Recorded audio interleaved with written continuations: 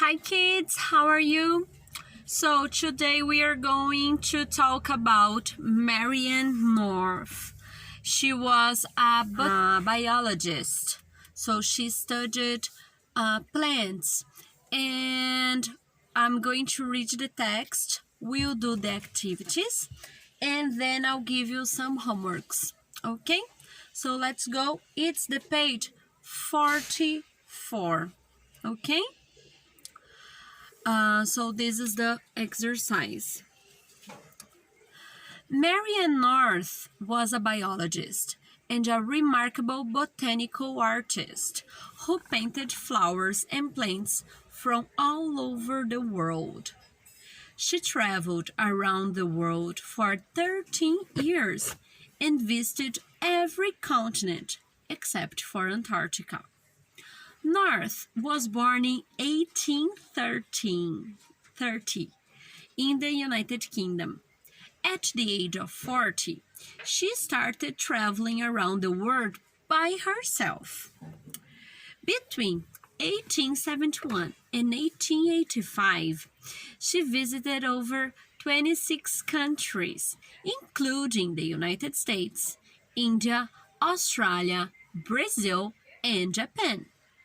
She painted over 1,000 species of plants, some unknown to science at the time. North opened her own gallery in 1882. It is located in the Royal Botanic Gardens in Kew, near London, and it shows 832 of her paintings. She decided to stop traveling when she was 54 years old and died 5 years later in 1890.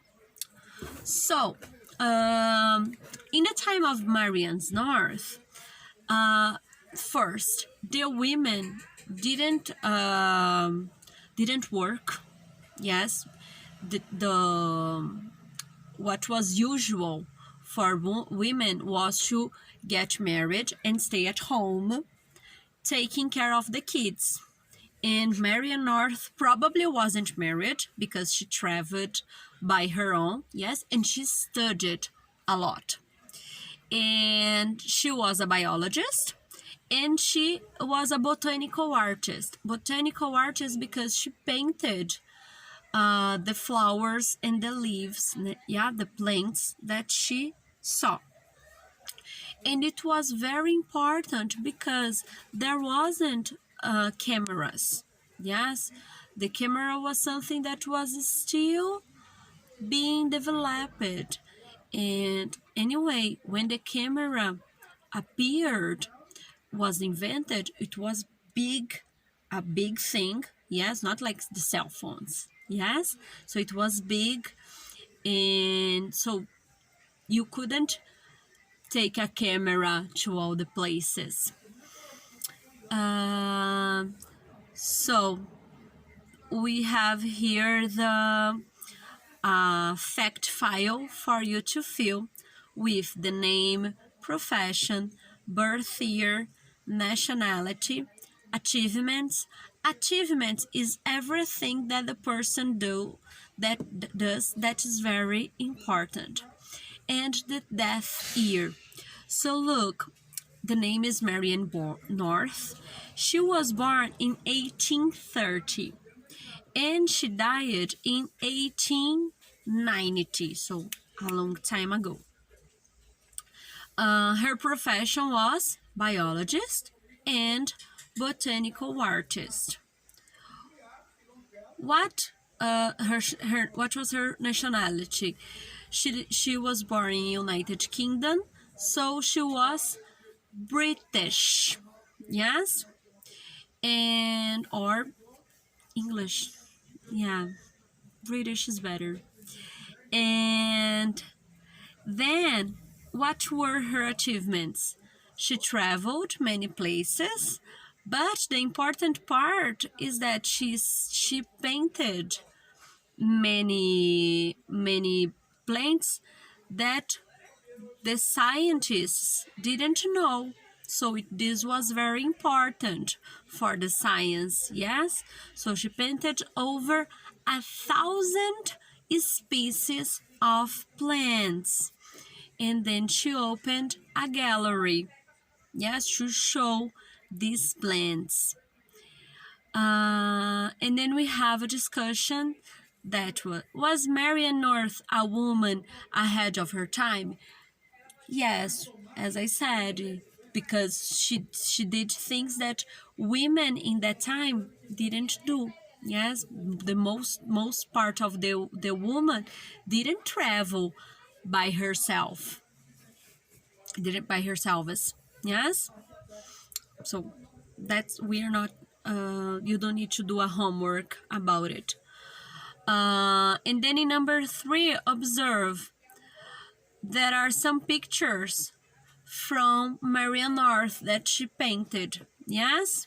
Look here. These are the pictures that she made.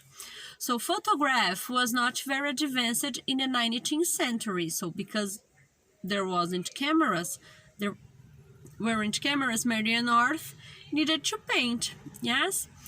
And these paintings gave botanists in Europe access to some of the world's most unusual plants with great variety of flowers and leaves. So imagine a botanist from the United Kingdom that never traveled to Brazil could see a flower from Brazil because of the paintings from Brazil or from Japan. Yeah, so this was very important because remember, there weren't cameras and there weren't internet.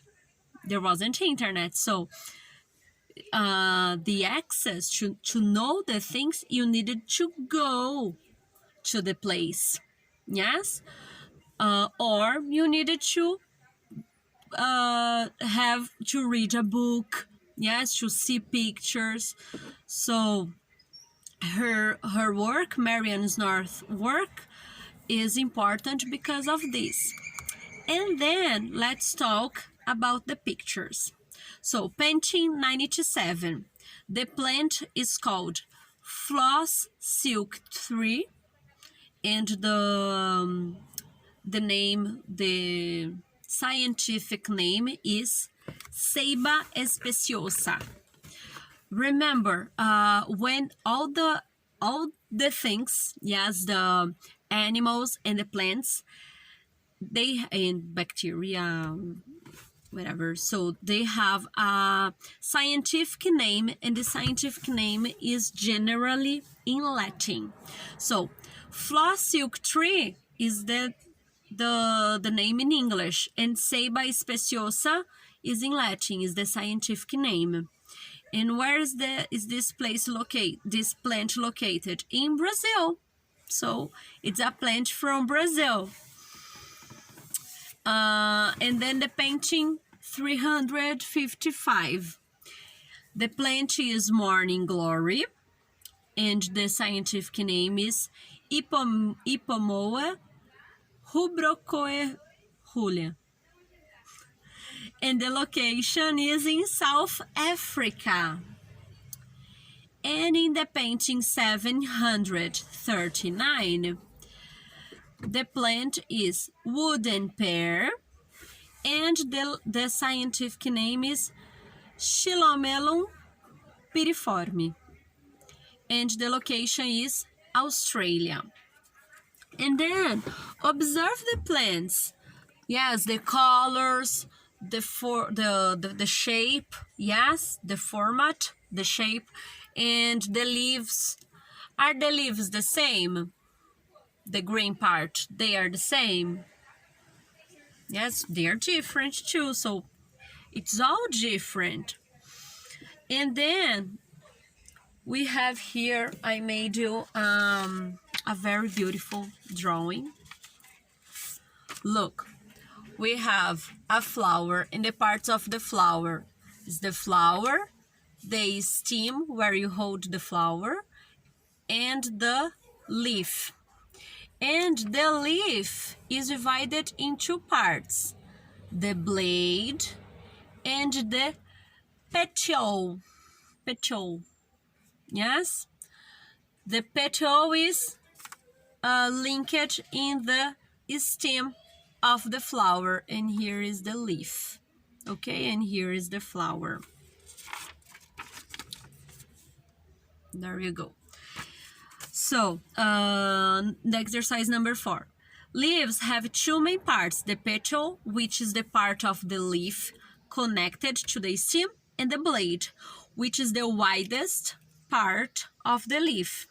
The blade can have many different shapes, as we talked here. So, many different shapes of leaves. And then you need to describe here, so you put petiole here and blade here. Number 5. Look at the pictures below and describe the leaves painted by Marian North. Follow this example. So, first of all, look here.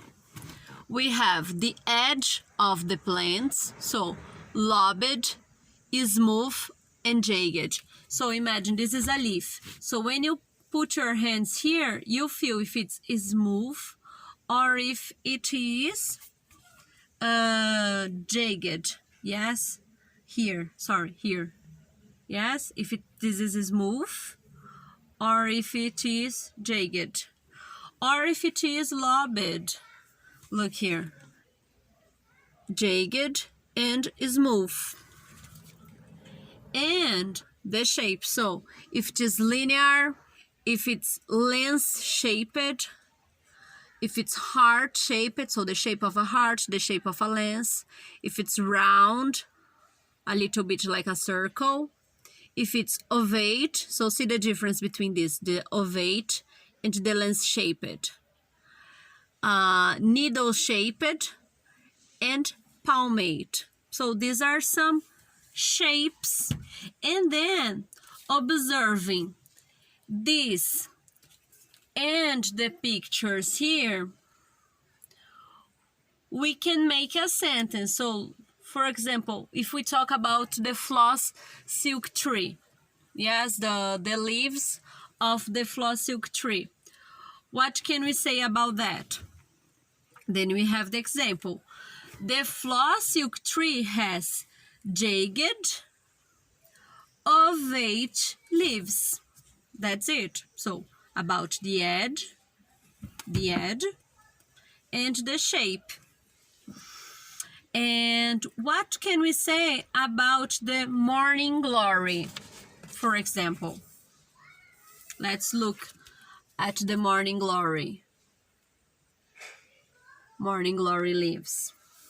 So the morning glory is smooth, yes, and the shape, the leaves has the shape of a heart.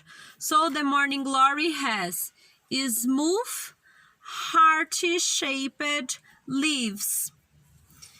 And the wooden pear. Let's look at the wooden pear. How are the leaves? The leaves are smooth, are lobed, are jagged, smooth, huh? And what about the shape? Is the shape linear, palmed, needle-shaped? So, the wooden pear has smooth, lens-shaped leaves. So that's the answer.